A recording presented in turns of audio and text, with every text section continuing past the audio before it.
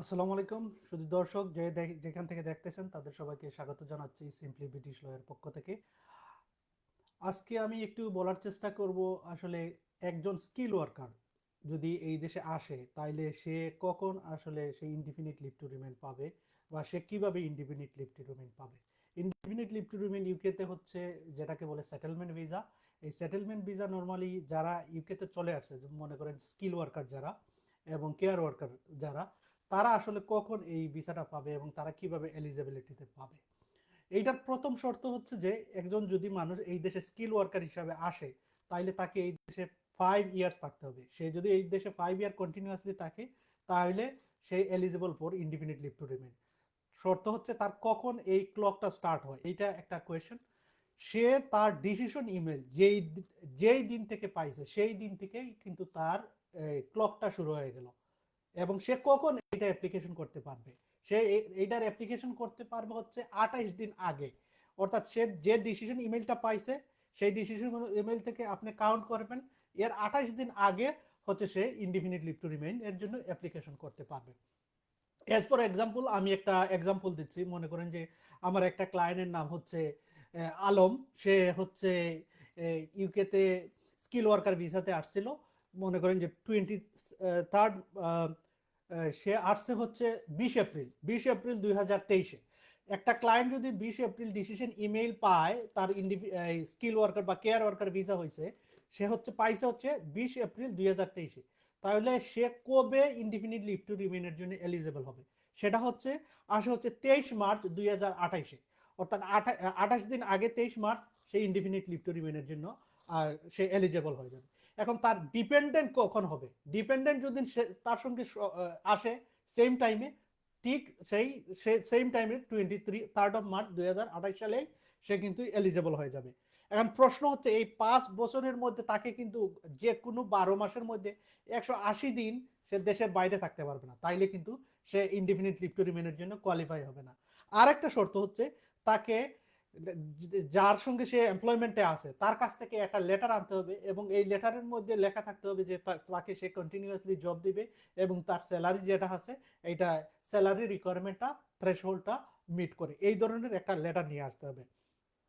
আর যেটা হচ্ছে আমরা যেটাকে বলি নলেজ অ্যান্ড স্কিল যে টেস্ট যেটা হচ্ছে সেটার ক্ষেত্রে তার ইংলিশ টেস্ট কিন্তু লাগবে না। আবার আমি বলতেছি তার ইংলিশ টেস্ট লাগবে না। কেন লাগবে না? কারণ সে যখন এই দেশে আসে তখন তাকে কিন্তু একটা ইংলিশ টেস্ট দিয়ে রিকোয়ারমেন্টটা ফুলফিল করে এই দেশে আসতে হয়েছে। এই জন্য যেহেতু সে প্রিভিয়াসলি ইংলিশ টেস্ট দিছে তাই জন্য তার এটা লাগবে না।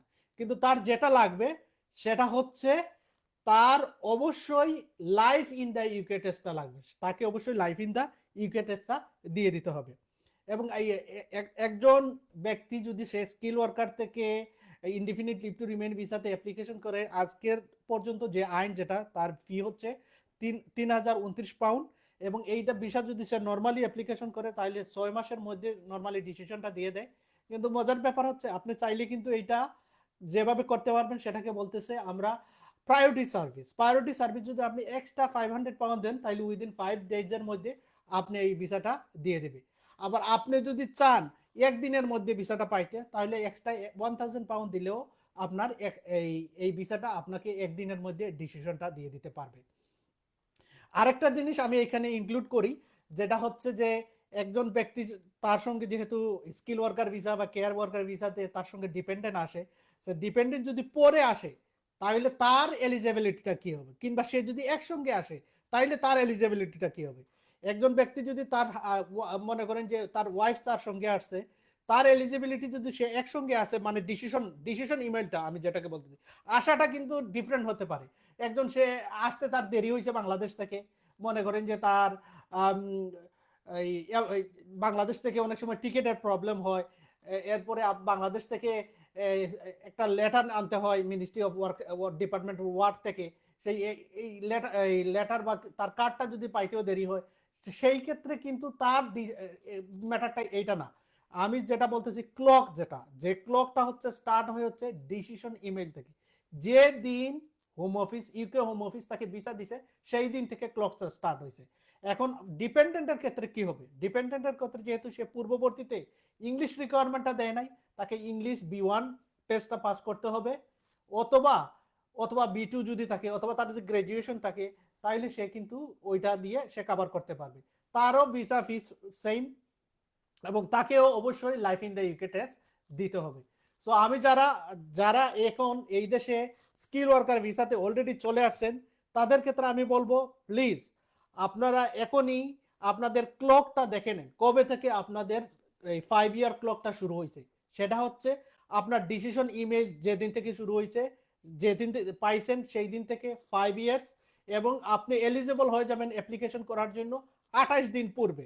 আমি একটা ক্লক বলে দিলাম যে আমার একটা ক্লায়েন্ট 20 এপ্রিল 2023-এ হচ্ছে সে ডিসিশন ইমেলটা পাইছে হোম অফিস থেকে, সে 23 মার্চ 2028 সালে ইনডিফিনিট লিভ টু রিমেনের জন্য সে এলিজেবল হয়ে যাবে।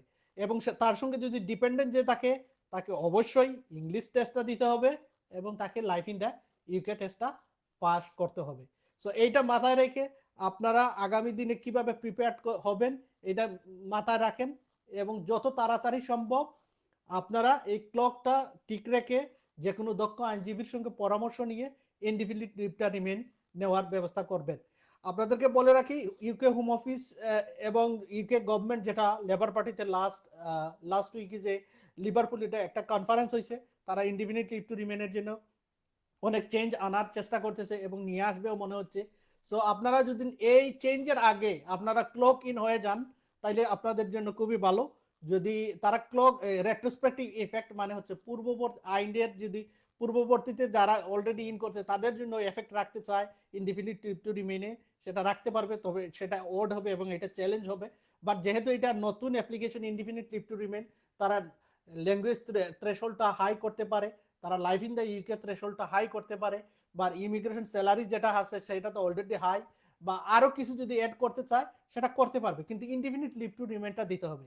এবং একজন ব্যক্তি যদি স্কিল ওয়ার্কার ভিসা থেকে ইনডিফিনিট লিভ টু রিমেন পেয়ে যায় আফটার 1 ইয়ার, মানে হচ্ছে 12 মাস পরে, সে কিন্তু বিটি সিটিজেনশিপের জন্য এলিজেবল হয়ে যাবে, এবং আপনারা 1 বছর পরে বিটি সিটিজেনশিপের জন্য অ্যাপ্লিকেশন করতে পারবেন।